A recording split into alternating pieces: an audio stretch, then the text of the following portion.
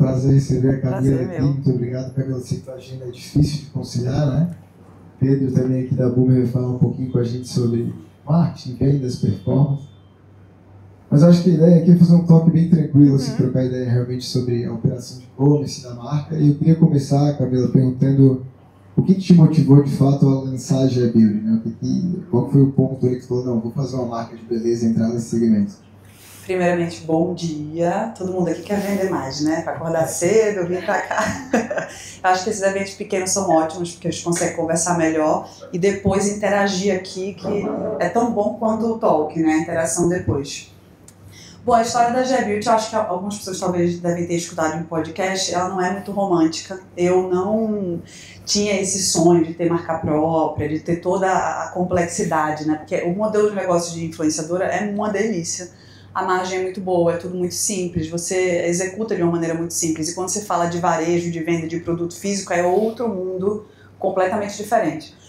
Mas aí eu acho que também tem a parte, o ônus da vida da influenciadora, que quem está de fora não vê tanto, que é você dedicar a sua vida ao seu trabalho, e isso eu tenho um teto baixo para isso. Eu não ofereço muito a minha vida como produto. Então eu comecei a pensar que talvez eu deveria abrir outras avenidas de crescimento. Até que um rapaz no Acre me plagiou, e aí ele fez uma marca de cabelo, Garota Estúpida, estava bombando de vender, já estava em Beauty Fair e tudo mais. E no processo de tirar ele de circulação, porque eu registro todos os nomes, assim, todas as minhas ideias, então já tinha tudo muito certinho. Apesar de eu ter começado a ser blogueira no início, eu sempre apostei em investir em estrutura. Aí eu falei, será que eu não faço isso que esse cara tá fazendo? Porque ele tá bombando. Eu fui fazer uma reunião na Nivea, na época, aqueles prédios bem chiques, e na hora que eu fui fazer o registro, que ela perguntou à empresa, que eu falei Garota Estúpida, aí a recepcionista falou assim, o shampoo, né? Aí eu falei, que filho, vou pegar ele. E aí a gente tirou de circulação e eu falei, eu vou fazer do meu jeito isso. Só que eu não sabia de nada, era super forasteira, eu só fazia propaganda do produto. Então eu fui atrás de descobrir os fornecedores, o que era bom, o que não era, embalagem. E aí eu entendi que tudo que ele estava fazendo, nada servia para mim. Era um produto muito popular, o que não é ruim, eu só não conseguia comunicar. E aí fui achando os meus fornecedores, os meus parceiros, que ajudaram a viabilizar o produto que eu imaginava. Eu não queria fazer mais um produto igual a todos na prateleira, então a gente tentou fazer uma coisa... o caminho era... Eu fiquei na dúvida entre maquiagem e cabelo, mas cabelo eu acho que é uma avenida pouco explorada no Brasil, com esse viés um pouco mais natural, mais glossier do cabelo, sabe? Então aí que começou a minha jornada. Eu sabia que seria complexa, mas a complexidade ela vem no dia a dia e cada dia mais você, ainda mais no mundo de hoje, com a rapidez que muda, você vê como você tem que estar um passo à frente para realmente ter sucesso e executar o projeto, que não é fácil. Tem uma complexidade muito maior, né? Ainda mais sendo uma marca independente. E falando dessa questão de complexidade, desse mundo novo, que tipo de erro assim, tu passou ou vem passando, que tu tinha uma expectativa que seria de uma forma e hoje é diferente? Ainda mais que tu entrou em dois segmentos, né? Tu entrou no físico e no digital, a nível de e-commerce, né? E varejo físico. Então tu lembra de alguma coisa assim que realmente tu falou, não, achei que ia ser diferente isso aqui, e a gente mudou agora a estratégia, tá fazendo de tal forma? Eu acho que o mundo de hoje tudo muda todo o tempo, gente. Tipo assim, quando a gente foi lançar, eu tinha uns parceiros na época que eu brinco que eles fizeram um business plan meio Disney, assim, porque eles achavam que eles estavam 3 anos atrasados na estratégia de marketing de performance, porque eles estavam, toda avenida que abre online, quando abrir, entra, porque eles, tipo, eu não sei se poderia estar falando isso, mas é meio traficante, eles viciam você e aí depois tira, isso em todas as plataformas. Então, o melhor momento de crescer é no início, se chega cedo vai ver água limpa. A gente chegou um pouco depois, então já não estava tão barato o tráfego pago para você adquirir clientes, então eles achavam que ia ser uma aquisição muito rápida, mas não, ainda mais que é uma marca que tem muito educacional envolvido, então ela depende muito de conteúdo, etc. Então acho que esse é o ponto. Não, o retrato ele não é nunca o do momento, ele está sempre se atualizando. O Mark Zuckerberg respira alto lá, muda toda a nossa vida aqui, né? A gente sabe que de um dia para o outro. Então eu acho que isso um ponto e o outro, conversar muito com outras pessoas. Eu ligava para todo mundo que eu podia, meus amigos do Enjoei, fundadora do não sei o quê. O que deu errado aí? Me fala aí, por favor, o que deu errado, para poder tentar passar esse erro. Então assim, eu teria escolhido fornecedores diferentes do início se eu pudesse, teria me poupado tipo, muita coisa, plataforma de e-commerce, porque aí depois para mudar é chato. Então, assim, eu acho que você tentar partir de um lugar que você aprendeu com erros de outras pessoas, erro básico, porque confusão sempre vai ter, tá? O dia a dia é confusão. Já ajuda muito. Então, eu acho que quando você escolhe uns parceiros bons, assim, eu acho que já é meio caminho andado, sabe? Exato. E quando, até pegando um gancho, né, quando a gente fala sobre mídia paga, eu acho que é um assunto em comum para todo mundo aqui, né? Em algum momento, as empresas aqui, elas compram mídia. Sim. E é uma estratégia bastante eficiente para início de marca, principalmente quando você não tem um background de influência tão grande, né? Sim. Então, quando você olha sobre esse espectro de que eu preciso adquirir novas pessoas, eu preciso fazer com que a minha marca, o meu produto, ele chegue para novas pessoas, basicamente você tem a mídia, o algoritmo, onde basicamente você está comprando dados para alcançar pessoas, né?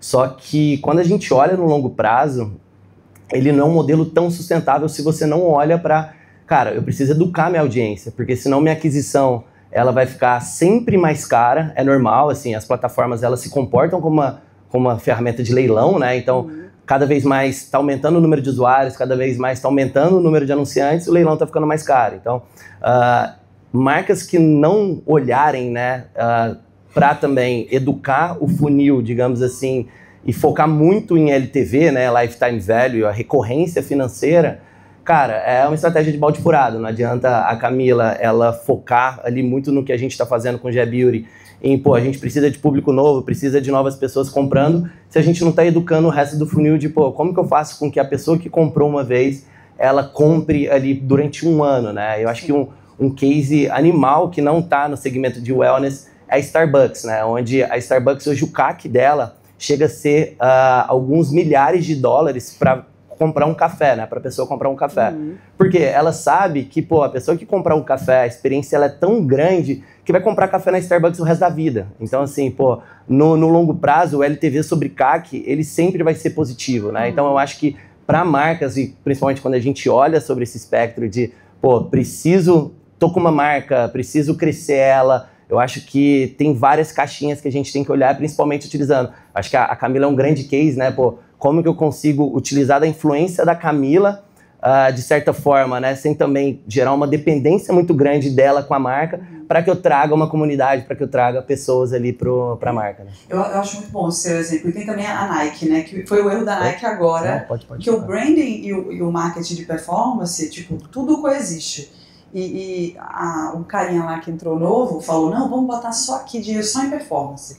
E aí deixou o brand descoberto, aí veio a ON, veio aquela Roca, né, que eu acho a ON mais legal, mas foi lá e deu um nhaque no povo, porque veio com um branding bom. Então, assim, é uma coisa alimentando a outra, só que a diferença é que esses exemplos que a gente está dando de Nike e Starbucks têm muito dinheiro. Então, eles podem se dar ao luxo de fazer um aspiracional muito grande. E a marca que tem pouco? Aí é a nossa conversa, que a Fê tá aqui me filmando, ela trabalha em conteúdo lá na G-Beauty, e o nosso mantra é, vamos ser criativo, a gente pode adquirir cliente através de conteúdo. Tipo, talvez o nosso topo de funil, ele é muito mais o conteúdo, e depois a gente põe mais dinheiro na conversão ali, porque a pessoa já conheceu através de outros meios. Eu acho que tem um complemento de funil ali, que o TikTok, eu acho que é um super atrativo de topo de funil, conteúdo no geral. Então a gente troca muito aqui, eu acho que é muito importante o papel do conteúdo dentro dessa roda de gerar, escalar e de gerar venda também. O criativo é uma coisa muito importante, eu sou a louca do criativo, porque eu fico tipo martelando. Como é que a gente pode melhorar isso aqui no topo? Como é que a gente pode contar a história da marca num criativo eficaz, né? A gente criou um criativo junto que a gente adora, que é o G-Beauty Vale o Hype, e aí depois um depoimento, e esse é o criativo que mais converte no topo de funil. Então aí a gente fica, como é que a gente pode criar mais desses, sabe? Então eu acho que para marcas menores o desafio é sempre fazer muito com pouco, que por um lado eu acho divertido porque obriga a gente a ser mais criativo, né? Quando você nasce rico já, você fica mal acostumado, eu acho. E falando sobre social commerce, como tu mesmo comentou, né, Camila, do TikTok Shop, por exemplo. Como é que tu vê essa tendência assim, de consumo? Porque tu tá no mercado digital desde 2006, eu imagino. 20 anos, ano que vem. Há 20 anos já, faz bastante tempo. E tu passou aí por vários momentos, assim, com relação, principalmente essa questão de consumo, né? E a gente vê uma tendência muito grande, principalmente por conta do TikTok Shop, dessa entrada do social commerce. Como é que tu vê essas ações? Caminho sem volta. Explosão. Eu acho que o TikTok tem um trabalho muito grande de posicionamento a fazer, porque tem que trazer marcas legais, produtos legais. Eu acho que eles estão ali investindo muito em branding, em trazer pessoas para falar ali, enfim, para trazer confiança para a plataforma, porque tem muita gente que tem uma desconfiança ali ainda. Esqueci o que eu ia falar. Lembrei. Alguém aqui já viu o primeiro episódio, um episódio do Black Mirror, primeira temporada, que é o da bicicleta? Se não, procurem para assistir, é Million Miles, um negócio assim. Quando eu assisti a primeira vez, eu não entendi. Eu achei o pior episódio. Hoje, quando eu assisto, eu falo, meu Deus do céu, como é que esse cara escreveu isso? Porque é um prédio gigante, com um monte de gente morando no prédio, com uma vida ok, todo mundo padrão. E o trabalho dessas pessoas é acordar, ir para uma bicicleta e ficar pedalando. Vendo o vídeo, aí muda o canal e fica ali.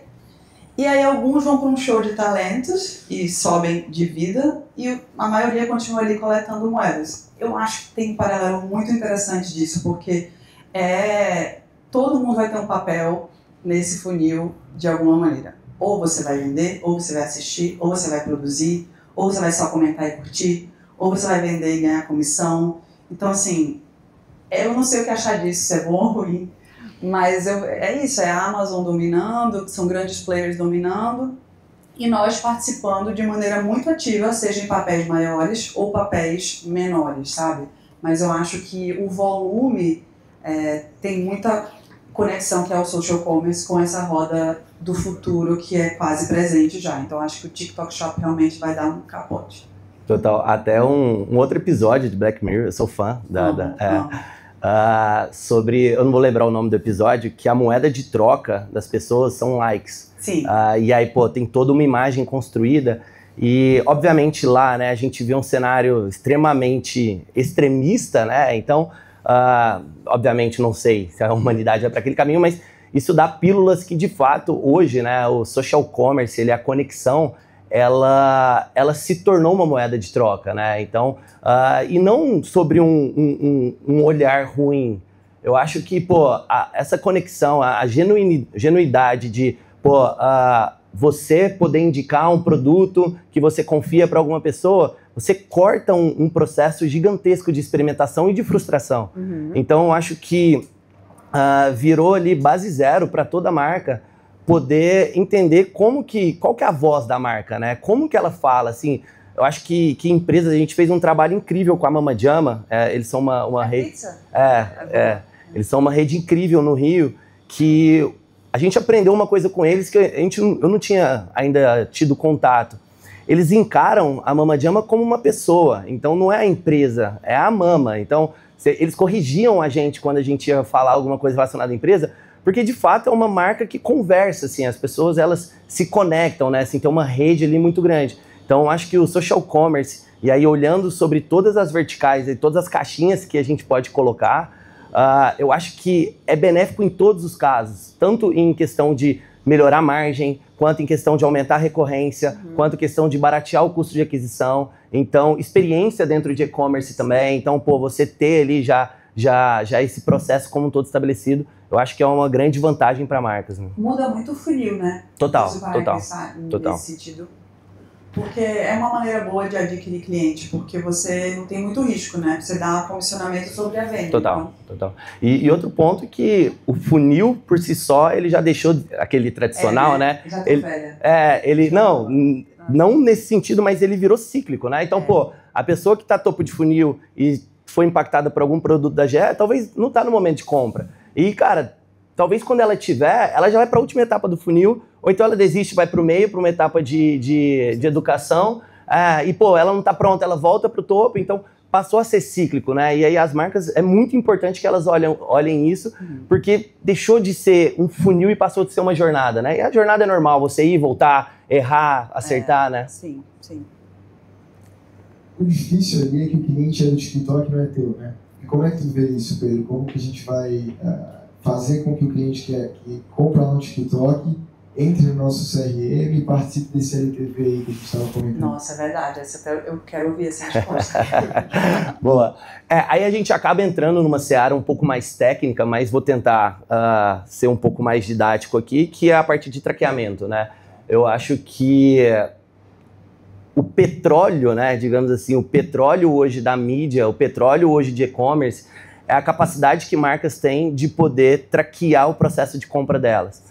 Então, e hoje tem inúmeras formas, né? Tanto ali em First Click, quando a gente olha dentro do TikTok, com uma UTM, com um Pixel, quanto também em Last Click, quando a gente olha lá, aí muito da praia de vocês também, né? Sobre conversão de checkout, entender como que tá essas taxas de conversão, né? Então, aquela premissa de que o que não é mensurado não é gerenciado, o que não gerencia você não escala. Então, basicamente, né, só que é uma linha muito tênue, porque, beleza, eu vou mensurar tudo. Eu estava até conversando com a Corina mais cedo.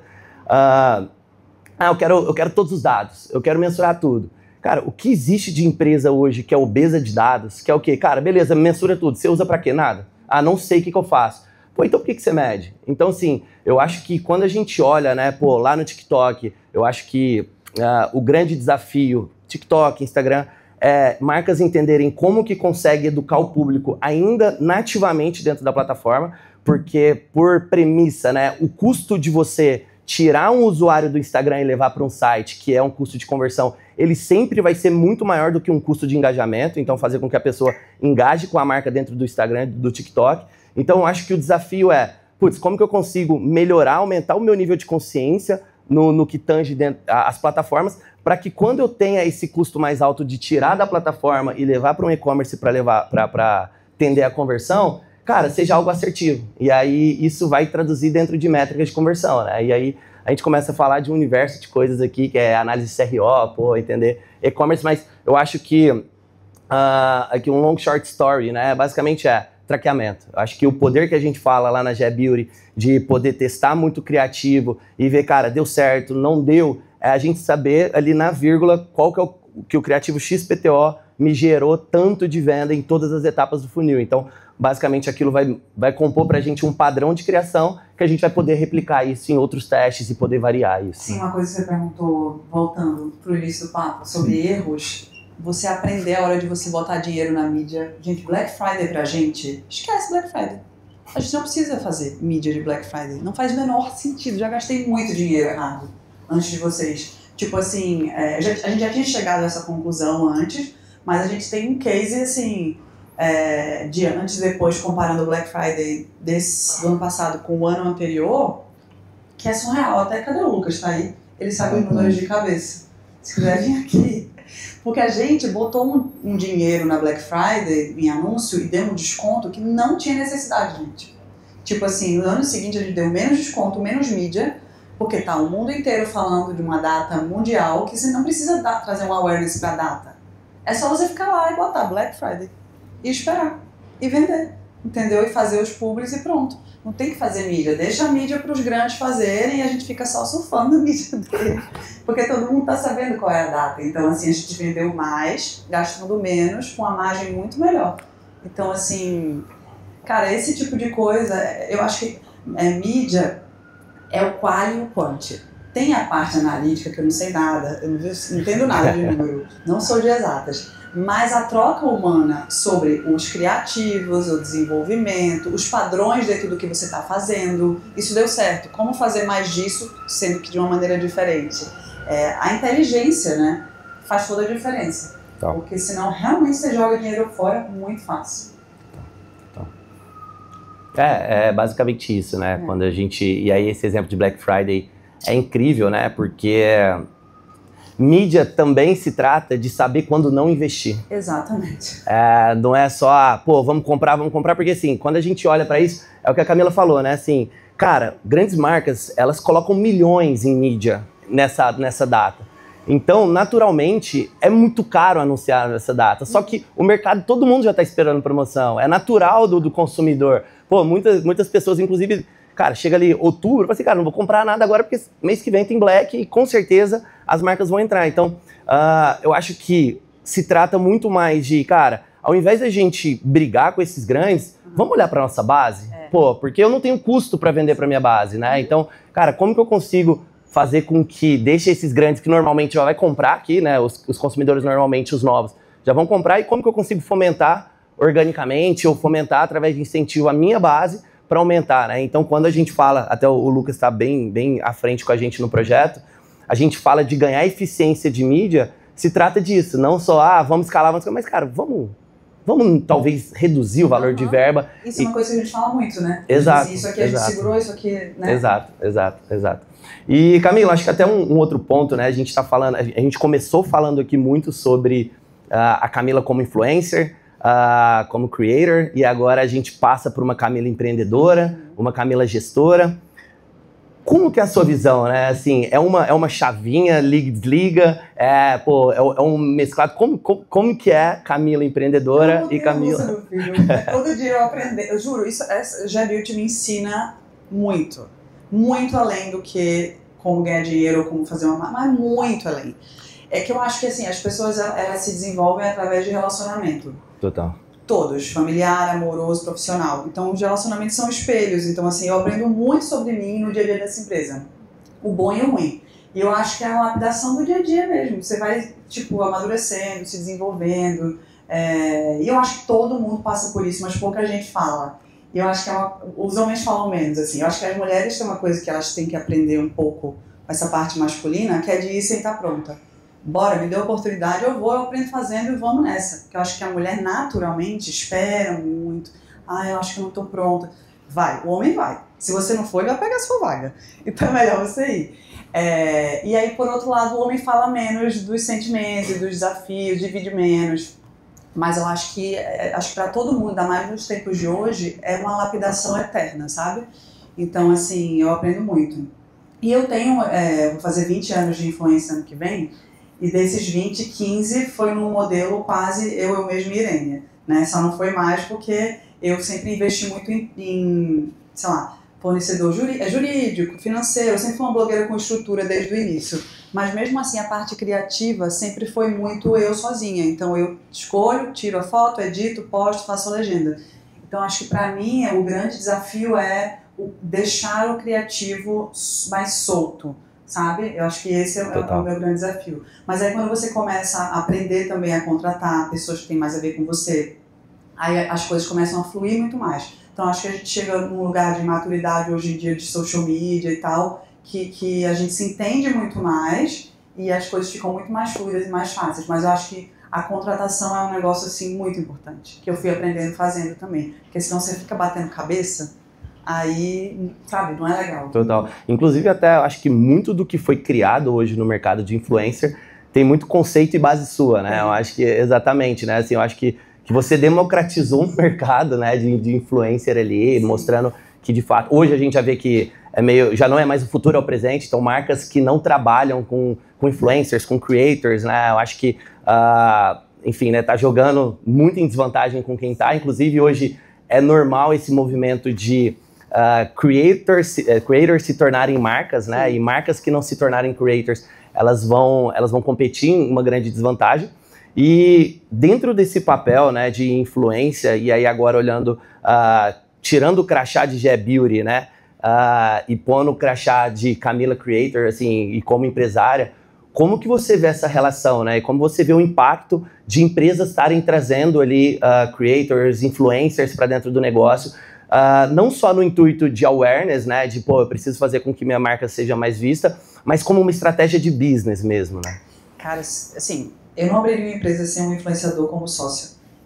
Animal. Basicamente isso. Mas eu, como influenciadora, não acho que todo influenciador tem que ter uma marca no meu modelo. Tipo assim, não acho que... Acho que poucos estão prontos para fazer isso, não que eu esteja, tá? Mas eu digo no sentido de poucos encarariam o que é o dia a dia disso. Uhum. E eu vi, a tese tá certa, só que a execução, eu acho que algumas pessoas fizeram errado, no sentido de essas empresas que, vamos fazer só marca de creator. O creator tem que entrar no risco. Se for só botar o nome e pronto, ele tem uma marca, não passa do 15 post. Tem que ter risco financeiro, algum. Talvez não skin in the game, né? Tem que ter skin in the game. Porque senão, um mês depois, o influenciador fala, eu vou fazer isso, vou nada, vou fazer meus públicos, eu ganho muito mais. E, tipo, não tem o risco, entendeu? Então, ele só quer dizer que tem uma marca e depois... Então, tem vários modelos de negócio que deram errado nesse sentido. Aí, agora eu acho que já evoluiu e eu vejo vários que tem, tipo, o creator como investidor. Eu estava conversando com o pessoal da Astro, que é tipo um Red Bull, né? Uhum.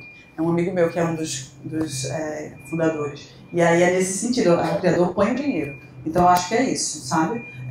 Ou o criador entra com o dinheiro e tem os malucos como eu, com a Mari Saad, né? Que faz a gente sozinho, que também é ótimo.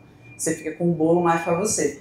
Mas eu não acho que todos os creators, que é um caminho comum para todos. Mas para as marcas, eu não lançaria nada hoje em dia sem ter um creator dentro do time, assim, porque você ganha uma força de largada muito grande, né? A blogueira de graça tira muito, abaixa muito o custo de aquisição de cliente logo no início, traz muita mídia, a pessoa fica lá engajada, então eu acho que, assim, é muito, muito bom, muito útil. Ou uma celebridade ou um influenciador. Boa. E na sua visão, né, olhando muito para o impacto de influenciadora, seja criando marca ou participando do business, eu assino embaixo, eu acho que, as marcas de sucesso, quando a gente olha, né, que nasceram ali de uma influência digital, essa pessoa, esse influencer, ele entrou ativamente dentro do business, né, e não, me dá um equity, o media for equity, né, eu acho que em alguns modelos sim funciona, mas eu acho que pensando em longevidade de empresa, né, o long life learning, eu acho que, tem que botar dinheiro. Tem que colocar dinheiro. Aí só pensa, eita, botei meu dinheiro. Melhor é isso. Sofrido. É tipo casamento, você vai fazer igreja, o negócio se arrumar inteira, tipo, se pra você vou dar uma casadinha, não, você vai all in e vai ter confusão, vai ter dor de cabeça, mas você já comprou a ideia 100%, então você vai se dedicar a que aquilo dê certo, né? Eu acho que é o mesmo raciocínio. Boa. E na sua visão, né, empresas precisam olhar, né, sobre esse mercado de influência, utilizar os influencers e os creators como aquisição ou como base para vender para novos clientes ou para vender para os clientes que já têm? Fala de novo, não entendi. Empresas, né, utilizarem influencers para focar... empresas que o influencer não é sócio. Isso, que vai contratar influencer. Para a nova base, né? Porque você está comprando a base do influenciador. Então, Boa. tipo, eu acho que o racional é influenciadores que refresquem a minha base e aí depois manter essas aquisições do influenciador dentro da vidinha lá da marca. Só que uma coisa também que a gente fala muito lá no marketing por a gente ser pequeno, não vamos começar a história do zero. Vamos só contratar influenciadores que já falaram da Gebuild em algum momento. Porque a gente não paga para começar a contar a história, entendeu? A pessoa já gostou, então já está aquecido e a gente só prolonga a conversa. E eu acho que isso faz muita diferença, assim, para marcas que estão no início, que tem o budget reduzido, né? Porque se você é um marcão, você pode se dar o luxo de comprar uma base completamente diferente, que nunca teve contato com a marca. Mas eu acho que até para marca grande, vou vender meu peixe aqui. Eu fui atrás da Havaianas esses dias para um projeto e eles me contrataram, usei a Havaiana em Cannes e tal. E eu descobri essa semana que eu fui a influenciadora que mais vendeu Havaianas no ano. Então, assim, é um match de público muito grande, porque eu realmente sou apaixonada pelo produto e eu uso muito no meu dia a dia. Então, eu acho que essa escolha quali, se talvez a pessoa tivesse colocado lá o meu nome numa plataforma dentro de outra pessoa com 20 milhões de seguidores, eu não seria escolhida. Mas não é sobre isso só. É sobre o match que você tem com a marca e você tem um tesão de contar aquela história. Então, eu acho que na hora de escolher o influenciador, isso conta muito. Total. Legal, muito legal. E Camila, mais um desafio para ti, né? Tu veio do digital e tu resolveu abrir lojas físicas, né? Como é que foi essa experiência, assim, de abrir o primeiro ponto de venda? Hoje vocês estão com 6 lojas, se não me engano? 5 lojas. E como é que está sendo, né, esse momento, essa nova jornada do varejo físico para você? Muito novo, né? A gente abriu loja física totalmente coincidências. Porque não estava no plano, de novo, o plano era totalmente digital no meu EP Disney, lembra? Sim. Que era, vamos arrasar só no online.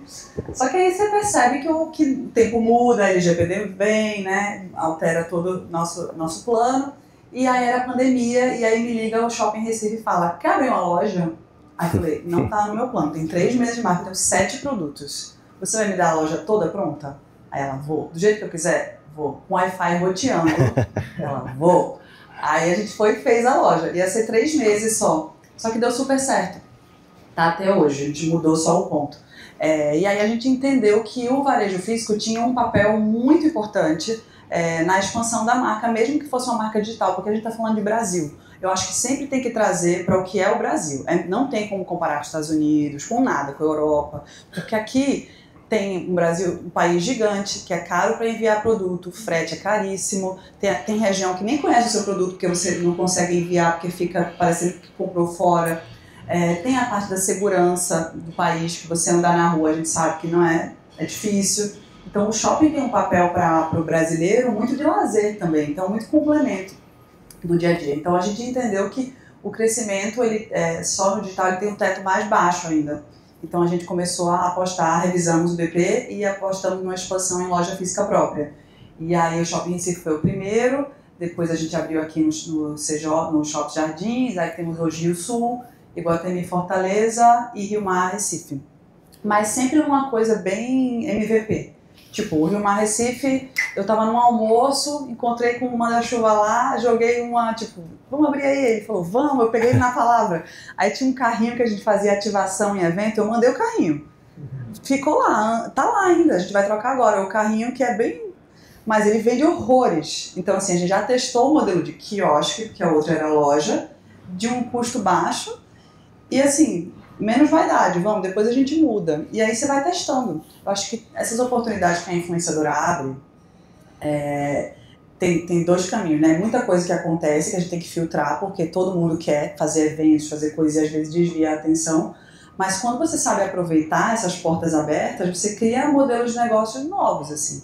Então, a gente tem muitas parcerias com shoppings. Claro, cada shopping é um mundo. Mas saber explorar as oportunidades rápido e comprar o desafio, mesmo sem você estar pronto. Eu nunca tinha tido uma loja, mas depois a gente vê. Então, assim, eu não sei que mágica é, mas a gente tem muita sorte com o vendedor, tem muita sorte com a operação, a gente só tem elogios assim, da nossa operação. O Lucas está mais próximo desse dia a dia, mas vender varejo físico também é outro mundo, né? São fãs da marca, né? São fãs da marca, mas o shopping ele expande muito o público, aumenta muito, só que é isso, o desafio é furar a bolha. Né? Mas eu acho que o caminho é furar aqui e levar para lá, sabe? Conteúdo e mídia, e depois leva o consumidor para lá. Boa. Físico. Legal. E os próximos passos aí da GE? O que está almejando junto com o time? Inclusive eu fui ontem no CJ ali, visitar o time ali, gostei muito do pessoal, bem bacana. É bem legal, né, a loja? Vão lá, se não foram ainda, estamos prontos para receber vocês. A gente precisa lançar produto, então agora vai ser um momento de lançamento, de muita SKU, porque estrategicamente a gente quis ficar um tempo sem lançar, porque era uma linha com modo de uso muito diferente, então a gente tinha que gastar tempo no educacional, e até hoje o educacional é um grande desafio pra gente, é o diferencial da marca, mas também é o desafio. Então, assim, esse desafio toca tudo, toca o site, como ele está construído, porque a pessoa chega sozinha, né? É igual um Airbnb ou uma casa, assim, que eu sempre faço essa analogia. A pessoa chegou no apartamento sem o dono, aí ela tá procurando uma colher, aí ela não sabe onde tá a colher, tipo, tem que estar óbvio para ela. Então o site ele tem que servir, ser intuitivo para que a pessoa se sirva sozinha, não tem um vendedor. Então assim, esse é um desafio de ter, e o nosso tem o educacional em cima, né, da mistura. Então, esqueci a pergunta. Então a gente reduziu o produto para que ficasse mais fácil da pessoa entender, mas agora é hora de aumentar. Agora a gente tem que lançar muito produto para poder justificar mais abertura de loja, que o nosso plano de expansão é isso, loja física. Então, para justificar o metro quadrado também tem que ter um mix maior de produtos e tudo. Então, eu acho que é por aí. Show. Estamos chegando no final já. E furar a bolha, né? Furar a bolha. Sair, tipo, eu criei essa marca para que as pessoas consumam sem saber quem eu sou. Então, esse é o desafio que a gente conta com os nossos parceiros para estrategicamente passar a Camila, sabe? Eu acho que é um... Sim. Foi criado assim já, nesse formato. Não, só. E eu acho que, assim, a gente bate muito, a gente estava até trocando uma ideia, né, antes sobre omnicanalidade, né? Então, eu acho que o pulo do gato de empresas, né, ali, como que eu saio do nativo digital e eu começo a trazer outros pontos, né? Eu acho que que um grande exemplo, qual que é a temperatura para eu tirar minha marca do digital e começar a colocar no físico? Cara, quando as pessoas começarem a ir no shopping e perguntar, cara, tem uma loja da G-Beauty aqui? Pô, acho que não tem um termômetro maior do que isso, né? Eu acho que aqui a gente está com várias lideranças de marketing, de empresas muito voltadas para wellness, né? E eu acho que o mercado de wellness, quando a gente fala de health, beauty, performance, cara, eu não gosto muito desse termo, mas é uma próxima grande onda, né, que a gente está surfando. Eu acho que é o momento onde as pessoas estão começando a olhar mais para si, começando a olhar mais para o que consome, né? Então, assim, esse crescimento de mercado, ele traz consigo também vários desafios, né? Eu acho que você vê ali, né? Você ter uma marca que está competindo com grandes marcas ali do mercado, eu acho que é um desafio de, pô, como que eu consigo ser diferente, né? Como que eu consigo trazer ali o que o meu consumidor vai enxergar de valor em mim, né? Então, quando a gente olha para esse mercado de wellness como um todo e você navega muito bem nessas três, né? Então, performance, health, beauty, e tem muito contato com grandes marcas, eu acho que, pô, seria bastante interessante, visto que tem bastante lideranças de marketing aqui, qual que é a sua visão sobre isso, né, cara? O que esse mercado de wellness, para onde ele está indo? Pô, o que você está vendo que essas grandes marcas estão enxergando para, cara, dominar esse mercado? Eu acho que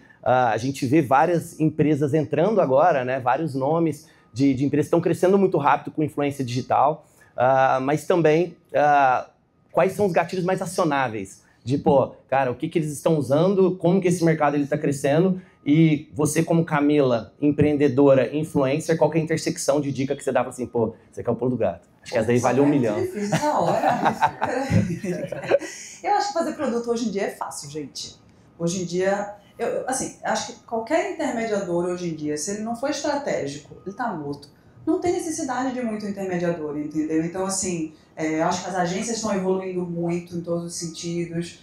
Quando a gente fala de mundo de creator, que a gente fala, tá sedimentado, ou presente e tal, eu acho que tem um ponto cego aí, que porque tem muito intermediador, sabe? Que é a evolução profissional das pontas, principalmente do influenciador, que tem muito profissionalismo ainda para trazer para a mesa, em termos de relatório de venda, em termos de participação mesmo no sucesso da mídia, que por ter muito intermediador, atrasa. Mas voltando à sua pergunta, eu acho que construir marca hoje é fácil. Qualquer pessoa acha na internet um fornecedor de gummy e faz lá a gummy X.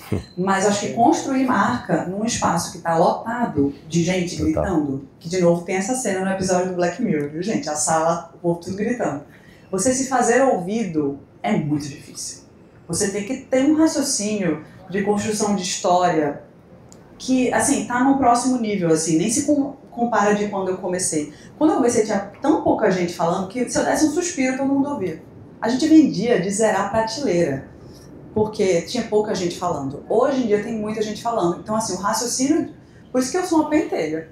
Cadê o gancho do vídeo? Cadê o copy certo? Se não botar o copy certo nos 3 primeiros segundos, perdeu o vídeo, viu? Vai perder o criativo, não tem pra onde.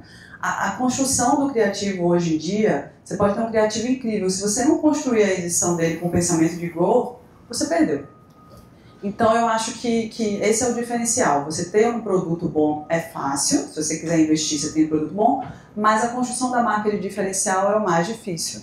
E é o que faz o negócio. E chegar primeiro também é bom. Não quer dizer que você vai se manter, mas você começar primeiro é bom. Eu conheço muitos meninos do Super Coffee. Eu consumi Super Coffee quando não tinha nem logo. E assim, eu assisti o crescimento ali do Bruno, ele é um gênio, e eu acho que ele conseguiu construir uma comunidade com um produto muito bom, foi o primeiro, um monte de gente copiou, e são produtos bons também, mas ele conseguiu construir uma coisa ali sólida, entendeu? Então eu acho que essa construção da comunidade também, e manter, e ter calma para contar a história ao mesmo tempo que você expande, eu acho que é um pensamento bem interessante, assim, sabe? Boa. Acrescentando 1%, né, eu acho que acaba que na Boomer a gente tem bastante contato com marca de wellness, né, tem alguns dos nossos clientes aqui também, e um padrão que a gente vê muito é, cara, quais são os seus dados, né, e não só isso, cara, não só seus dados de mídia, quanto você conhece sua operação financeira.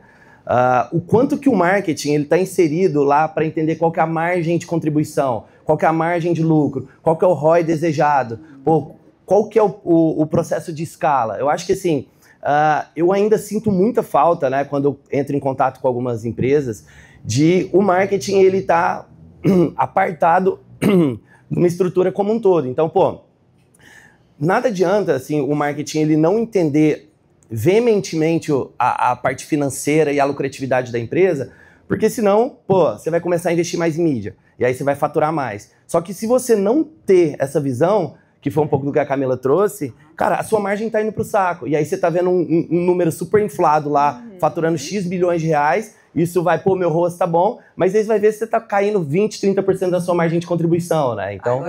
Agora você deu a letra. É isso aí. O Lucas é o cara aqui disso. Isso é uma coisa muito, muito importante. Então, assim, por exemplo, a gente tem uma troca, o Lucas é mais exato, eu sou humano, mas ele é muito criativo. Então, assim, quando ele vem para a reunião também de performance ou de marketing, tem uma contribuição muito boa e tem que estar perto, gente. Porque é a linha que a gente mais gasta hoje em dia, assim, se for ver. Então, assim, juro, eu tinha até vergonha de falar esses números da Black Friday, porque, assim, era tão patético o erro que a gente tava fazendo, que, assim, você fica assustado como é fácil você jogar dinheiro pelo ralo e achar que tá abalando. Então, assim, eu sempre sou chata nisso também. Muitas agências de performance, eu pra reunião, olha que lindo, positivo, verdinho, subindo. Eu falei, comparado a quê? Porque, assim, beleza, é fácil dizer que tá bom, mas qual é... Comparado a quê? O que é a base? O que é o ruim, é o bom de vocês aqui, sabe? Porque é muito fácil você dizer que está vendendo, mas com que margem? Total. Partindo de quê? Qual é o comparativo? E qual que é a eficiência, né? Qual é a eficiência? Acho que o case que você trouxe, que a gente construiu, que a gente vem construindo com vocês, principalmente da Black Friday, né? Pô, traduz muito isso, né? Onde a gente consegue ter 4 vezes mais eficiência de mídia com 90% menos de investimento. Isso é o número que eu tava falando. Então, basicamente, a gente reduziu 90% dos investimentos e conseguiu ser 4 vezes 90%. mais eficiente. Porque o erro não era grotesco. Gente, sério. E eu acho que o insight que a gente traz, né, desse projeto que a gente está tocando com vocês é muito isso, né? Assim, a educação do time como um todo, e aí o Lucas está muito à frente lá com a gente, de, cara, o quão eficiente a gente consegue ser, né, com o que a gente tem. E quando a gente olha para dentro de estruturas de mídia, e aí que eu tô falando mídia, pessoal, não só a nível de anúncio, tá? Eu acho que o anúncio, ele é a ponte, né? E essa ponte, ela tem que ser muito bem construída, que é, pô, beleza, eu tô conectando o meu público com a minha marca. Sim. Só que a partir daí tem um jogo muito importante a ser analisado, que é, cara, beleza, dali pra frente é onde a magia acontece, né? Assim, o anúncio, ele atrai, mas quem converte é o site. Cara, o quanto que vocês olham, né, para a performance de e-com de vocês, o quanto que vocês mensuram, o quanto que vocês estão operando em achismo, o quanto que vocês estão operando em dados, né? Então, e dados, o que é isso? Eu vou mensurar tudo? Mais uma vez, não. Talvez tem coisa que é obsoleta, que não vai te trazer um insight aplicável, né? Então, eu acho que quando a gente olha para dentro dessa estrutura de mídia, é fazer o arroz com feijão bem feito, né? A gente brinca que é a estratégia ACF, né? A estratégia arroz com feijão, que é olhar com carinho e olhar para onde a gente precisa olhar, né? Até porque, assim, pelo mercado, ele está crescendo, o mercado de wellness, está chamando mais a atenção dos consumidores, né? Cada vez mais pessoas, você falou sobre a Gami, né? Tem uma recorrência, né? Exato. E, assim, o exemplo da Gami, essas várias Gamis que estão nascendo, ela vem muito para isso, divide muito opiniões, a Gami em si, mas é o novo, é o fazer parte, é a comunidade. Eu acho que o produto, ele tem que ser bastante bem produzido, mas, cara, o quanto que a sua comunidade está falando do seu produto, né? Quando a gente olha para a GE, a comunidade da GE, para mim, assim, eu me encanto com a comunidade que a gente está construindo lá, porque, cara, elas são fãs verdadeiras, defensoras, advogadas da marca. Exatamente, é incrível. Eu acho que isso é um ápice de uma marca quando ela começa a criar uma comunidade de fãs e não uma comunidade de consumidoras, porque quando você olha, aí mais uma vez, sobre um espectro técnico, né? Você olha seu funil como um todo, o seu CAC ele sempre vai diminuir, porque a Camila compra de fulano e fulano indicou para ciclano, aquilo é aquisição zero. Você não teve que gastar com aquilo. Eu gastei com a Camila para ela comprar de mim. Agora, quem a Camila indicar é zero. Então, quando eu olho no volume, pô, cara, o meu CAC ele tá reduzindo, a minha recorrência tá aumentando, porque a comunidade ela tá se formando, né? Então, eu acho que do nosso lado aqui, né, quando a gente olha para estruturas como um todo de performance, é muito pensar em aquisição, conversão e principalmente retenção, né? Então, pô, eu acho que o que vai fazer empresas perpetuarem ao longo do tempo, principalmente no mercado de wellness, que é um mercado recorrente. Sim. Então, pô, quando acaba um shampoo, quando acaba um booster, é meio que no-brainer, pô, preciso comprar outro, né? Sim. Então, pô, como que eu consigo antecipar isso? Cara, se eu sei que o booster ele dura, 28 dias, sei lá. Cara, por que no 26º dia eu não tô conversando com esse cliente meu? Sim. Pra fazer com que ele nem pense, né? Eu acho que às vezes um playbook das coisas facilitaria muito para as marcas menores, sabe? No caso, falando para vocês. Conta pra gente esse playbook. Contando pra vocês. Os fornecedores, porque tipo assim, começar do zero dá muito trabalho. E você já tem muito material sobre o que dá certo e o que não dá, principalmente com esses cases de marcas digitais, etc. Então assim, qual é o playbook da construção, eu vou falar funil, que eu sei que não é mais, mas tipo da aquisição de cliente para uma marca pequena digital que tem influenciador. Já tem os do's and don'ts. Que tipo assim, porque o desafio da marca pequena é não ter verba para contratar eu queria ter vários profissionais que eu não com dinheiro é fácil, ainda, né? Entendeu? Então assim, tipo, pegar o entendimento do que deu certo ou não, já ter um manual, o site, como é que constrói um bom site com growth, tipo assim, que você pega na mão do cliente, sabe? Então acho que tem umas bases, porque isso é outra coisa. Às vezes eu já tive fornecedores de site também, que é um site lindo, mas que ele não é pensado para conversão. Tem que ser, isso dá muito trabalho consertar depois. Ajustar, atualizar. A atualização é sempre, né? Mas assim, quando você começa certinho, com a base organizada nesse sentido, nossa, ajuda demais. Total, total. E elas nascem digitalmente, assim, né? Então eu acho que o ambiente... Empresas que nasceram fisicamente e tentaram se digitalizar sofrem muito mais do que o inverso. Empresas que começaram digital... Certa, né? Exato. Então, assim... eu acho que o ambiente digital ele é um ambiente muito propício a teste pequeno, rápido, e se errar tá tudo bem. A gente brinca que lá na Boomer, hoje para os nossos clientes, a gente tem o que a gente chama de verba de sacrifício. Que é o quê? É um budgetzinho pequeno que, cara... É loucura. Exato. Cara, vamos testar. Pô, sei lá, a Camila deu uma ideia. Cara, vamos testa. Assim, a gente fala que não importa a minha opinião, não importa a opinião do cliente. Obviamente, isso é levado em conta, mas, cara, quem assina o cheque, quem passa o cartão é o consumidor. Então, pô, o que é bonito pra mim é diferente do que é bonito pro Cícero, o que é diferente pra Camila, mas que, cara, o consumidor tá curtindo. Então, assim, eu acho que ter essa... Que aí a gente começa a entrar muito na metodologia de growth, né? Então, pô, se permitam testar sem esperar nada. Então, assim, obviamente, né? Você precisa levantar uma hipótese, então eu tô testando isso por conta de XPTO e os possíveis resultados que eu espero são XPTO. Cara, deu certo, deu errado... Cara, deu certo, ótimo, deu errado, você tá mais perto de acertar. Sim. Então, não existe, deu errado, deu ruim. Não, cara, você errou, é um teste a menos que você vai precisar fazer. Então, você tá um teste mais perto de chegar na escala, né? E literalmente, quando a gente olha pro digital, a visão é essa, né? Assim, eu sei que falar que um criativo viralizou, uma ação viralizou, ela sim influencia, mas, cara, é um conjunto de bons testes que deram bons resultados, com consistência, né? Eu acho que você é um ótimo exemplo, eu quero ouvir um pouco de você disso, porque, cara, eu obviamente, como parceiro seu, a gente segue e acompanha muito você, e a gente vê com muito bons olhos o storytelling que você cria na sua narrativa. Então, pô, você tava em Cannes, inclusive até traz pra gente os insights de como tava lá, mas, cara, você consegue muito bem navegar nessas atmosferas entre... Pô, criar todo um storytelling, e aí o lançamento que teve, né, recentemente, criou todo um storytelling, pico de venda, e aí pô, você consegue, durante a sua narrativa diária, inserir G-Beauty no seu cotidiano de uma maneira mais soft, não é uma maneira de, compre agora, aqui, promoção. Me conta um pouco como que essa criação de narrativa, qual que é o modelo mental, né, que você utiliza para conseguir implementar isso? Eu não tenho... É muito doido, porque é estratégico, mas ao mesmo tempo eu não sei se é certo, tá? Mas é muito da minha energia. Tem dia que eu tô vendedora. Manda pra cá que eu vendo tudo. Tem dia que você tá menos, porque a gente tá falando de pessoas. Então, assim, tem dias que eu tô menos pra vender. E tem semana que eu vou full, assim. Mas eu acho que o correto é você ter um pouco mais de metodologia para que você por mais que se faça de uma maneira que não é tão incrível quando você está inspirada, sabe? Mas eu acho que uma coisa que eu sou muito boa é de costurar network, de costurar parceria e de ver oportunidade nos lugares. Eu entro numa sala, eu já escaneio, já sei, tipo, mas aqui... Mas você tem que, quando você dá um approach na pessoa, você tem que ter alguma coisa para oferecer também, tem que ser bom para os dois lados, né? Então, assim, por exemplo, a gente tem um grupo das influenciadoras, né? Eu, a Mari Saad, a Fiorella, a Bruna Tavares, várias. E aí eu falei, gente, vamos fazer permuta de publi. Então, assim, a gente tem contrato, tá, gente? Com as entregas de cada uma. Hoje eu vou gravar Mascavo saindo daqui. E a gente usa... Mascavo acho que tá aqui, inclusive. Tá.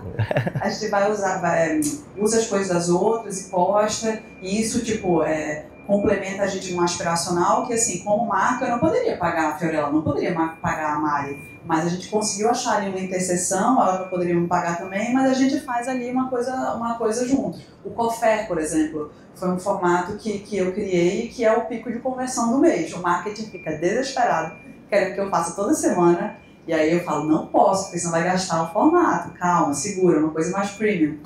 Os personagens que a gente consegue trazer, esse final de semana vai entrar com a Fê Paz Leme. Tipo assim, são pessoas muito grandes, né? Então, eu sou muito boa de costurar esse tipo de parceria que é muito além do que eu postando com o link patrocinado ali no dia a dia, sabe? Então, eu acho que esse é o meu grande ativo dentro da marca, além do público, um link traqueado. Boa. Como eu circulo em muitos lugares que são mais difíceis de circular... É seu elo, né? Aí eu consigo pescar e tipo assim, peraí, tem coisa aqui que dá pra gente... chegar num lugar que, se fosse por um caminho natural, talvez não chegasse nunca, sabe? Então acho que é um pouco por aí. Boa, boa. E aqui acabou que a gente falou muito, né, sobre, enfim, estratégias, marcas, marketing como um todo, mas agora uma clássica, né? Pô, me conta pra gente, na verdade, cara, um acerto, uma ação que você teve, ou um insight, uma virada de chave, que gerou um grande impacto no seu negócio, né? Falando como Gé Beauty. E aí, isso aqui não precisa ser só um, pode ser, enfim, Sim. fica... Eu acho que foi isso que eu falei aqui já. Como o conteúdo é poderoso, gente. O conteúdo é muito poderoso. A gente chega em lugares ali e não precisa gastar muito dinheiro. Tem coisa que... Eu não gosto de fazer mais coisas, não gosto de abrir estúdio para fazer campanhas bonitas e gastar muito dinheiro hoje em dia se não estiver embasado numa boa ideia. Porque eu sei que vai ser um dinheiro ali gasto, que é só uma foto bonita no feed, morta, que não vai ter interação com ninguém. Se não tiver história, não vale a pena abrir o estúdio. Então, assim, por exemplo, o shampoo a seco, eu sempre uso isso como exemplo. Tinha a história lá da modelo bonita no estúdio, mas tinha um negócio do traga seu cabelo de volta em 30 segundos, fizemos um negócio na Avenida Paulista de colar os lambi-lambis. O Press Kit tinha um livro garimpado que você sugeria que você podia ler com o tempo que você economizou de lavar o cabelo e estilizar.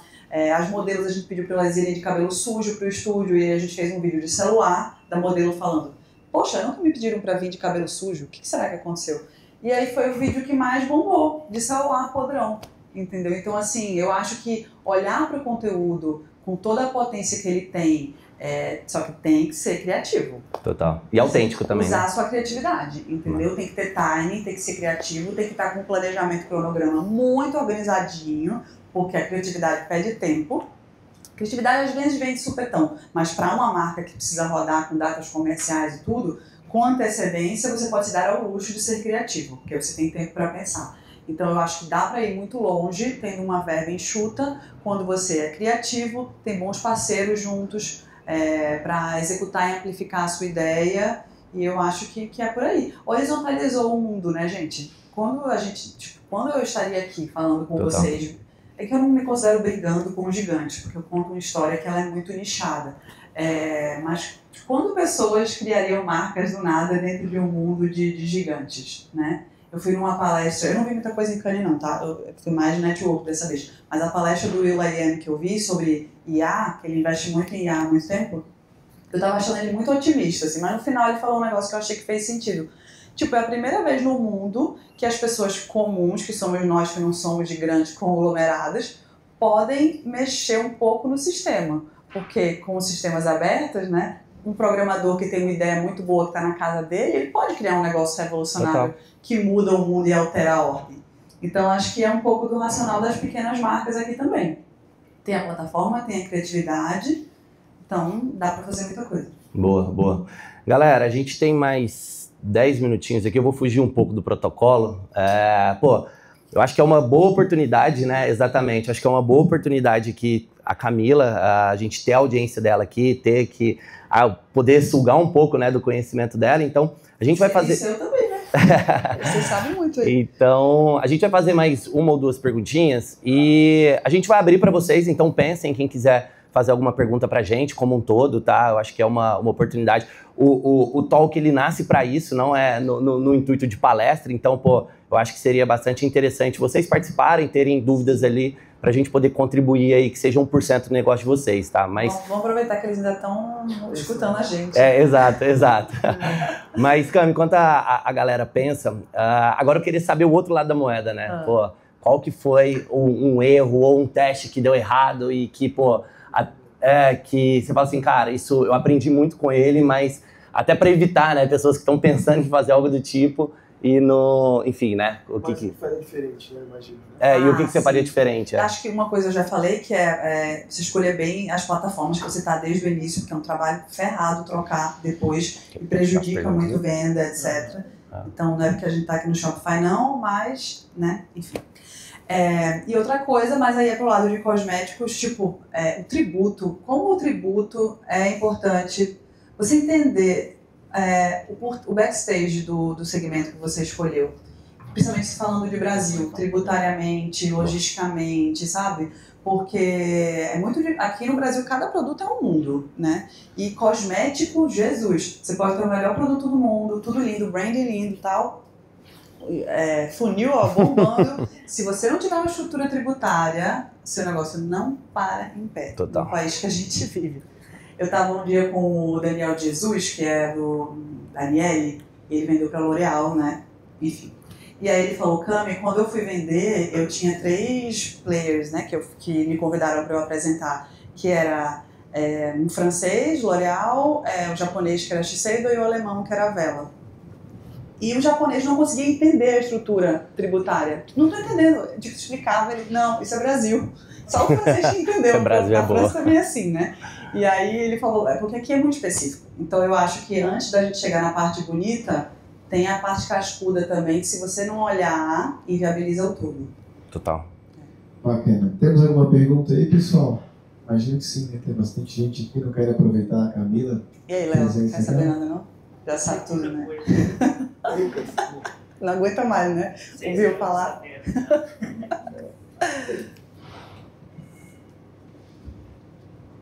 Bom dia. Bom dia. Conhecendo um pouco desse início da história, que você falou que um pouco por acaso, né, mas que acabou te impressionando colocar para fora, foi proposital ou pensado contar a história do GE do ponto de vista de uma experiência de produto e não só colocar SKUs no mercado, porque aí seria mais um prateleira?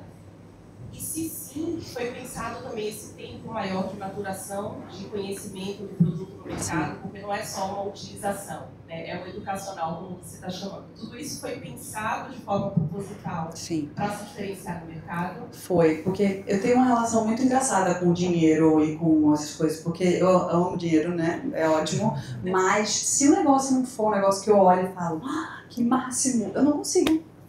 Tipo assim, eu acho que eu sou super ambiciosa, mas eu tenho um teto de valores e do que eu estou disposta a sacrificar por aquilo. Não é sacrificar, mas até onde eu vou, sabe?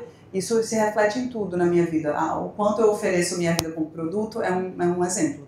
Então, assim, eu falei, se eu for fazer isso, eu tenho que ter vontade de contar. Como é que eu enxergo a beleza? Qual é a minha lente para a beleza? E as minhas conversas elas não são muito óbvias, não que o óbvio seja ruim. Eu acho óbvio, tem dia que eu acordo e falo, nossa, queria ser óbvio, porque era mais fácil. Mas aí a gente vai e inventa um produto que customiza, que você tem que quebrar o modo de uso para ensinar, que o produto não está xingando o seu cabelo para você comprar ele. O produto está dando para você a oportunidade de você dizer, hoje eu quero isso. E aí tentar trazer o banho como ritual, de você se conectar com você, para que você saiba o que você quer. Então, assim, é um ciclo. Você só sabe o que você quer quando você está conectada com você, que a gente está cada vez menos conectado, né? Esse é um problema. E aí você faz melhores escolhas que te dão mais autoconfiança e você consegue sair de cabelo molhado e descobrir como ele seca. E aí é um looping de autoestima e a marca ela não te serve só como um produto que é a solução, sem ele você não é nada. Não, ele é não só o produto, mas ele é uma história que te traz para um lugar de beleza, que é uma jornada muito mais longa. Então, assim, foi a história que eu achei legal de contar, né? Então, é um desafio também, porque as pessoas geralmente estão mais acostumadas com a história mais crua, né? Tá feio o seu cabelo, compra aqui. Mas, sim, porque eu acho que trazia uma camada mais interessante, além de ser um produto muito bom, que deixa o cabelo lindo, né? Tem uma...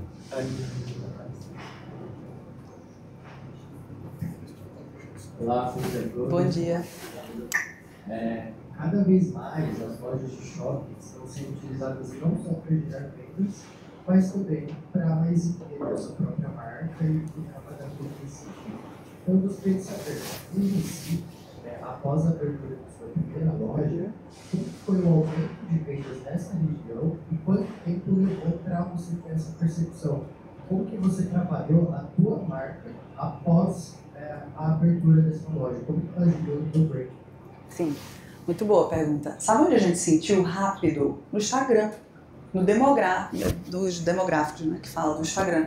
Tipo assim, depois que a gente abriu, aumentou, porque era assim, o público da G-Build reflete o meu, né, naturalmente no início. São Paulo, top 3, São Paulo, Rio e Recife. Quando a gente abriu a loja, Recife foi para segundo. E, além disso, o público ficou mais velho. Tipo assim, a gente conquistou um público mais velho, passante, mães, avós, das nossas consumidoras, que iam com elas na loja, que a nossa consumidora ela não é garotinha, tá? Ela não é adolescente. Mas mesmo assim, a gente aumentou um pouco a faixa etária de compra ali. Então a gente falou, caraca, realmente, a loja física, ela, por mais que seja de uma marca de internet que já tem o seu público, ela expande. Num ritmo que não é gritante, como uma campanha bem sucedida online, mas ela vai, sabe? E eu acho que o varejo físico é uma coisa que a gente ainda está aprendendo a ser excelente. É muito diferente, sabe? Então eu acho que é um desafio diário pra gente, porque, de novo, é uma dinâmica muito diferente do que o tradicional de você ter uma loja em shopping porque você já é uma marca muito bem construída, sabe? Os shoppings querem a gente porque a gente é diferente, traz um público novo. Então tem shoppings que é a gente que leva o público. Não é o passante do shopping. Então a gente contribui mais com o shopping do que o shopping com a gente, para ser sincero. Mas eu acho que também tem uma análise do papel da loja naquele ponto e naquele shopping específico. Então, por exemplo, o Shopping Jardins pra gente é um shopping que é marketing muito bom. Porque ele não é um shopping de grandíssimas circulações, tem um ticket mais alto, um perfil mais turístico, então todo mundo passa por lá quando vem de outros estados do Brasil. Nosso público está no Brasil inteiro, então a gente tem muito público, deu certo lá, sabe? Fora que tem aqueles restaurantes que é cheio de blogueira, todo mundo vai e posta. Então pra gente, quando vê, é muito positivo do ponto de vista de marketing também. Mas é isso, você tem que ativar muito, pensar marketing para o varejo físico em ações de shopping, em propaganda dentro do shopping, em ações com outras marcas. Então não é só abrir a loja e vazar, entendeu? Você tem que continuar ativando, porque senão ele esfria mesmo. Então assim, esse é um músculo que a gente está aprendendo ainda, tá ficando forte, sabe? O digital a gente já é mais safo. Respondi? E outras? Oi. Eu sempre fiquei pensando com relação à foto, assim, a Camila teve toda essa narrativa de mudar a relação com a beleza, com os médicos, com o cabelo. Acho que é, velho. Isso foi o que você pensou e daí, na hora vamos experimentar, vamos executar e alinhar o time para fazer esse sonho grande acontecer. Como você define? Porque fazer escolhas é muito escolher onde você quer estar e onde você não quer estar. E você falou que muita coisa veio por oportunidade, nem estava no plano. Como que você faz para manter o foco, chegar onde você quer chegar e, ao mesmo tempo, não perder essas oportunidades que aparecem? Engraçado, porque eu tenho foco e eu não tenho ao mesmo tempo. Porque assim, eu sei onde eu quero chegar e eu penso grande, mas o microfoco eu perco no dia a dia.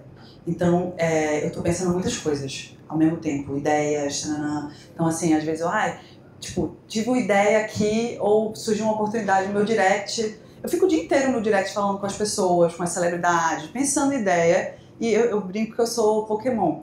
Eu vou com a Pokébola e pego a ideia e devolvo pro time, entendeu? Só que aí eu trago muita coisa. Então assim, eu acho que o grande pulo do gato é se cercar de gente que tem umas características que eu não tenho naturalmente. Então assim, eu sou muito criativa, mas eu preciso de alguém que organize as ideias e que seja cumpridor de prazo e que execute de uma maneira muito assertiva e que chegue para mim às vezes e diga: isso aqui vai desviar o foco, é melhor a gente guardar essa ideia e depois a gente volta. Alguém que edite um pouco todo esse mundo que eu trago. Então assim, eu acho que a gente não pode, a gente tem que saber também o nosso limite, até onde a nossa corda estica, porque você, no final do dia, vale a pena eu fazer um esforço para ser super analítica e aí eu perder o que eu sou boa? Meu papel na empresa é muito específico, tipo assim, não tem pra que eu ir fazer um MBA de não sei o quê, que eu pensei, será que eu vou estudar? Aí 2 segundos depois eu falei, não, peraí, é melhor contratar pessoas que me complementem bem para que essa máquina rode melhor no que todo mundo é bom. Então eu acho que acho que não tem uma receita pronta. Não tem um equilíbrio pronto, sabe? Você vai vivendo e vai executando e trazendo pessoas que te complementam para o time. Essa miscelânea de cérebros dentro do time que pensem de maneiras diferentes são muito importantes. Eu lembro muito que no início da G-Build, não existia ainda, estava ainda nas pesquisas e tal. O meu pai eu sempre trago para ele dar opinião. Aí eu trouxe ele para um dia que estava o time todo, assim, inicial. E aí ele olhou, ele só olhava assim. Aí no final eu falei, e aí? Todo mundo parece que mora no mesmo lugar, né? Todo mundo parece que... Ele achou os cérebros muito parecidos. Tinha muita gente criativa. Aí, como se ele dissesse assim, falta analítico para poder balancear, entendeu? Ponto de vista diferente, é muito importante.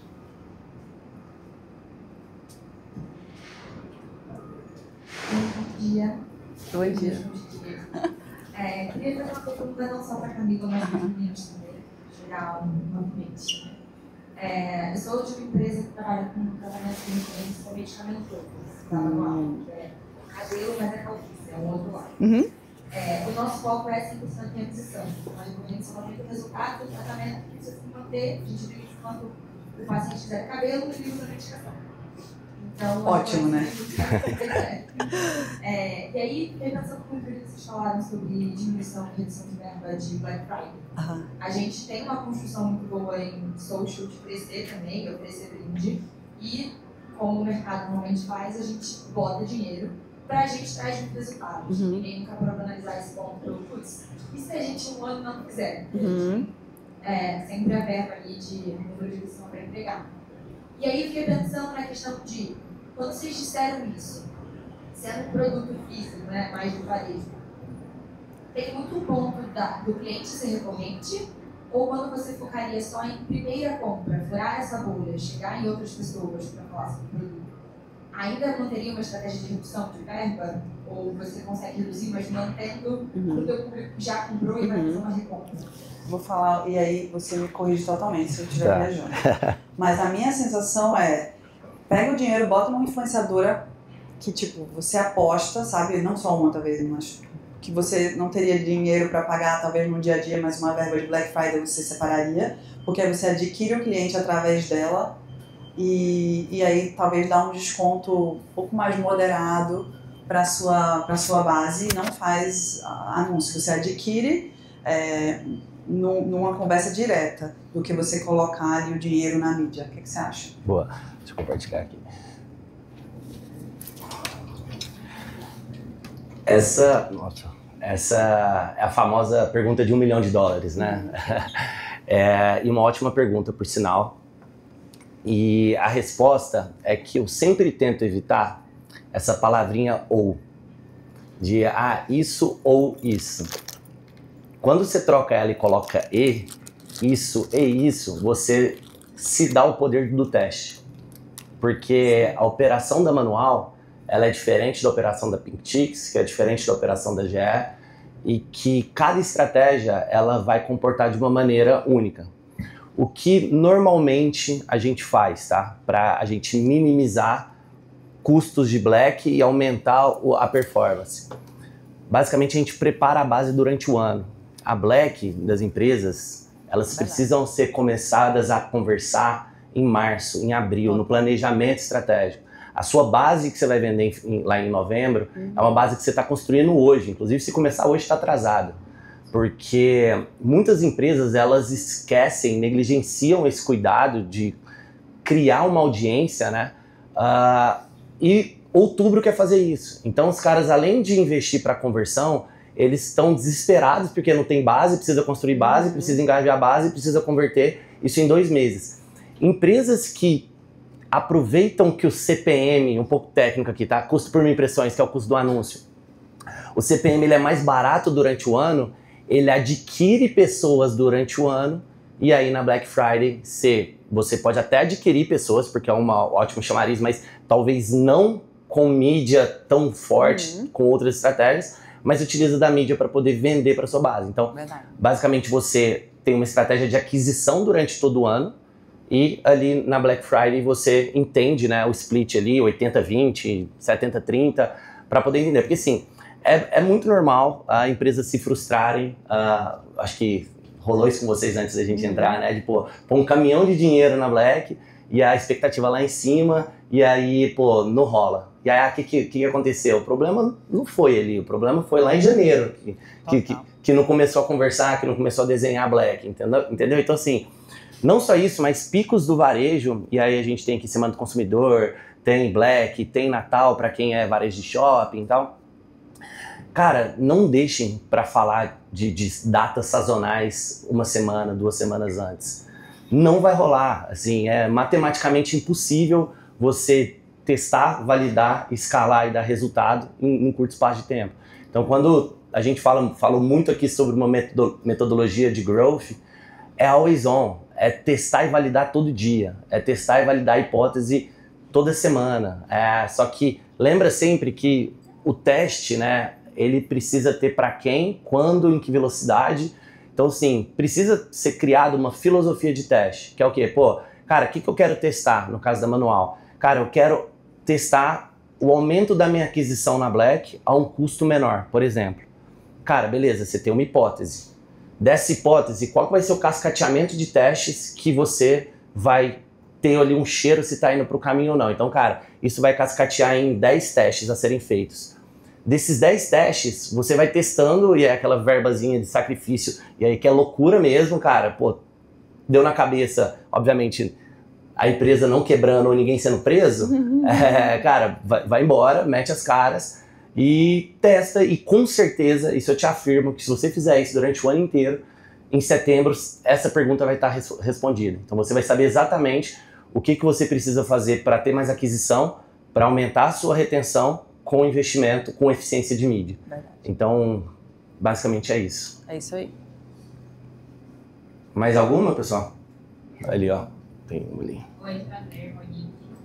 Eu sou marketing no mercado. Cano. Você estava contando um pouco sobre o momento que você está agora na marca da estratégia de fit, né? De fazer expansão agora tanto do portfólio dos seus produtos, da expansão das nossas físicas. Eu queria entender um pouco como é que vai ser esse processo de discovery dos produtos, como é que vocês estão fazendo a construção para entender como é que vai ser o lançamento do produto no momento certo, como é que são os clientes que vocês vão atacar, né, a construção. Acho que a última é lá, ó. Entender um pouco desses bastidores mesmo, dessa união que vocês vão fazer de produto e marketing, dessa fase nova que vocês estão mesmo de construção da marca. Sim. A gente ainda tem um portfólio muito reduzido, né? Então tem muito território básico para explorar. Em termos de, porque assim, a nossa linha ela já é diferente pela qualidade dos ingredientes, pelo fato de ser uma fórmula limpa, etc e tal. Só que tem muitos produtos básicos na jornada de cuidado com o cabelo que ainda não estão no nosso portfólio. Acho que tem uma última ali. Reconstrução. Ali, ó. Sabe? Ali no então, canto, assim, a gente aí tem alguns produtos que, dentro de como a gente faz são novidade, que é uma linha de qualidade muito alta, com um preço super legal, que ainda vai complementar, ao mesmo tempo que a gente tem o desafio de somos uma marca customizável que resolve muita coisa. Então, como é que você lança produto complementando um portfólio nesse sentido? Então, esse é um papo que a gente tem muito, porque é necessária a expansão de portfólio, mas sem matar o core da nossa marca, que nos diferencia, que é essa liberdade da consumidora customizar e transformar o ritual de cuidar com o cabelo dela, que é uma coisa que muitas marcas tentaram fazer, e por não ser o core, por não ser uma dedicação de explicar, flopou e deixou de lado, porque dá muito trabalho para explicar. E aí, ao mesmo tempo, também, acho que tem um trabalho muito de olhar, como eu posso falar, tem muita marca lançando muito produto. Então, tem os complementos e tem as loucurinhas que a gente quer fazer, que às vezes eu fico assim, pentelhando, que às vezes é uma textura, às vezes é um jeito de aplicar um produto básico que transforma o produto em alguma coisa para a base de cliente, sabe? Às vezes é um leave-in básico, mas que o jeito que você vai comunicar a aplicação dele no cabelo vai trazer um diferencial, sabe? Por exemplo, a Boca Rosa fez o negócio dos pontinhos que mistura. O produto é básico, é um ótimo produto, tal, tudo, mas a maneira que ela mostra é uma maneira que causa uma curiosidade, uma estranheza positiva, sabe?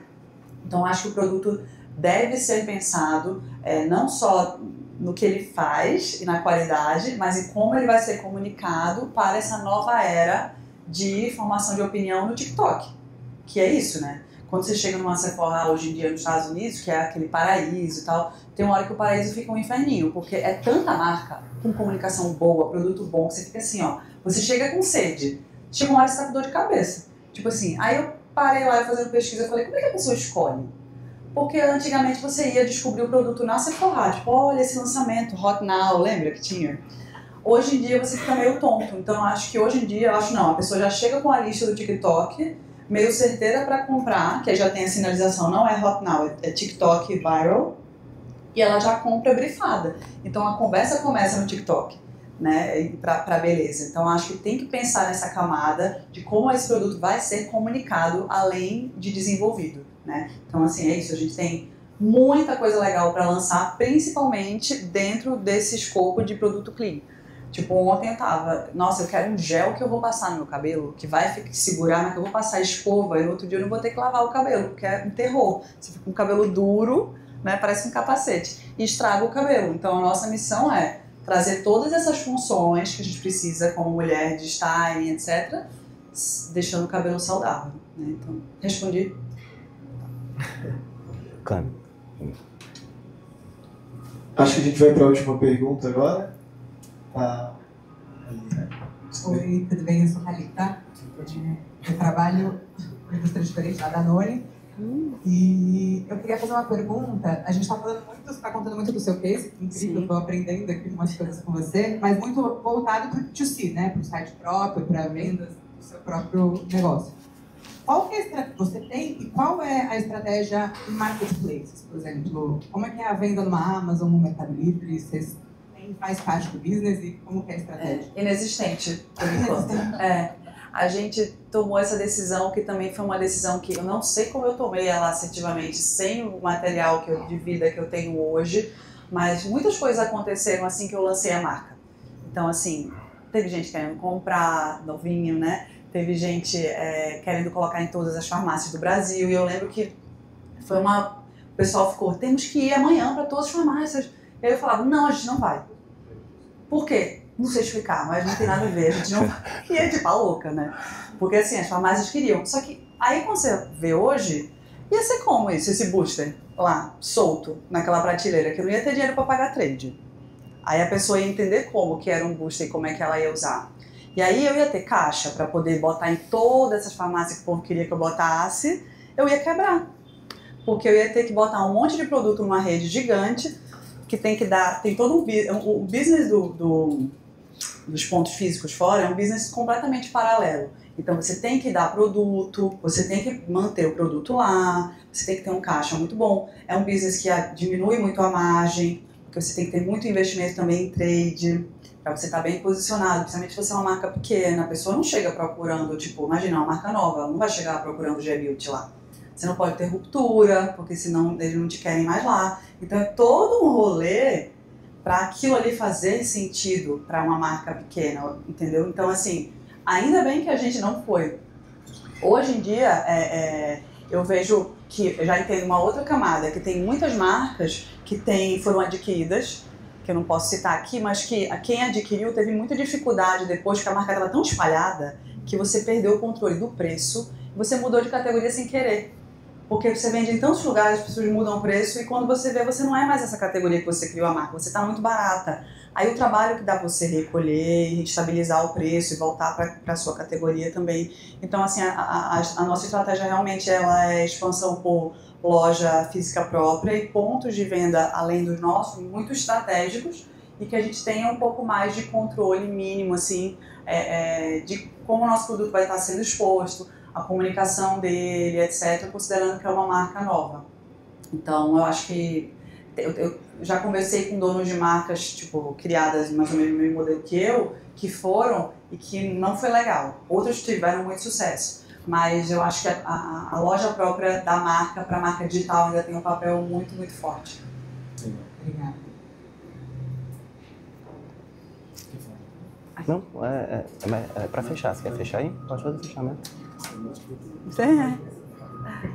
Então acho que é isso, não queria agradecer imensamente, a gente sabe que o seu tempo é bem difícil de conseguir, mas acho que foi muito engrandecedor aqui, aprendemos várias coisas, eu realmente tinha um bate-papo muito legal, essa questão da storytelling aí do produto, que era algo que eu já sabia, mas tu falando assim, acho que fica mais claro pra gente, né? Então, acho que é isso. Pedrão, muito obrigado também. Não, boa, galera. É isso, assim. Obrigado a todo mundo que teve esse tempo. Acho que é uma oportunidade muito boa, né, da gente saber aqui e abrir um pouco mais, desmistificar, né, um dos maiores cases aí que estão sendo construídos no mercado de beauty. Agradecer todo mundo que veio e, pô, a gente vai ficar aí ainda para poder trocar uma ideia, para poder conversar. Quem quiser chamar a gente aí, tá? Tem a galera aí com a camiseta nossa. É isso. Obrigado, Cami. Obrigada, mais uma vez, um enorme prazer. Obrigadíssimo. Estamos aqui.